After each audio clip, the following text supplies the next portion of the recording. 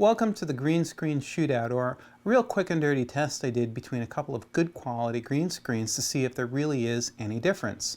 Now, of course, you can buy a really cheap one on eBay, and with a decent gear you might get okay results, but let's talk about better than okay results. Let's talk about resolving hair, fine detail, motion blur, transparency. Does the fabric that you put behind your setup make a difference? Well, in this shootout, we're going to take a look at the Matthews fabric and a screen called Digital Green from Composite Components.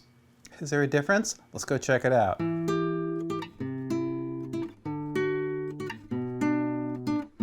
Let's take a look at these results. First, the Matthews green screen. Now, there's always a little bit of spill. Next, let's take a look at the Composite Components green screen. Part of the theory here about the composite components fabric is that being lit 1 to 1.5 stops darker, you're going to have less spill on your subject. And you know what? I tend to generally bear that out. Now, like on the gun here, it's got a semi-shiny smooth surface that just kind of picked up a little bit of coloration no matter what. But even still, in the critical analysis, I still got a better key on this fabric. So in the first setup, what we did was we lit the foreground to about an f4 on the C100, and that's at ISO 800, and we lit the background up to exactly the same light level, even to within 0.2 stops. Recorded on a Ninja 2 to ProRes 422. Why not HQ? Well, because we live in the real world, not a perfect test situation.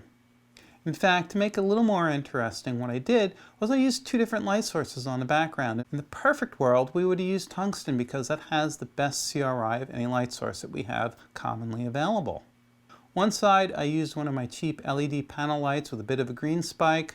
On the other side, I used one of my high-quality LEDs with CRI of 93. The front light was an HMI of 575 bounced into a pair of 4x8 pieces of foam core.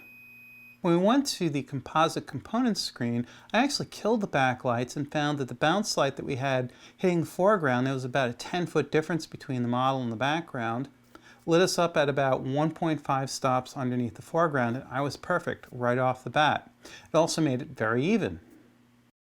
Something that I found really interesting about the composite components green screen is how lightweight it is. It packs up into what amounts to a computer shoulder bag. It's really thin, lightweight, and that's for an 8x8. You know, compared to the Matthews, my Matthews is like a 24-inch by 12-inch big bulky thing, and the Matthews just doesn't travel very nice, so I only bring it out when I have to. So it's very interesting fabric. Of course, one word of wisdom here, don't put the shiny side forward, put it on the back. So those are kind of the results that I actually expected. I mean, Composite Components actually picked up an Academy Award for their work, so I figured they had something there. Now, in the past, I hadn't been a fan of Digital Green because I'd had problems with it. But that's also because I didn't necessarily understand that you had to light it darker to make it come out to the right shade of green. Now, typically I'd like to use a light meter when metering this stuff out, but you also have to realize lenses play a role in this, as does the sensor. So you kind of have to look at this from the back end of the camera to determine whether your green screen is really well lit or not. So in this case, I'm going to have to say that the Composite Components Digital Green screen really is the real deal, and it kind of very pleasantly surprised me. So guess what? I'm adding it to my gear kit now.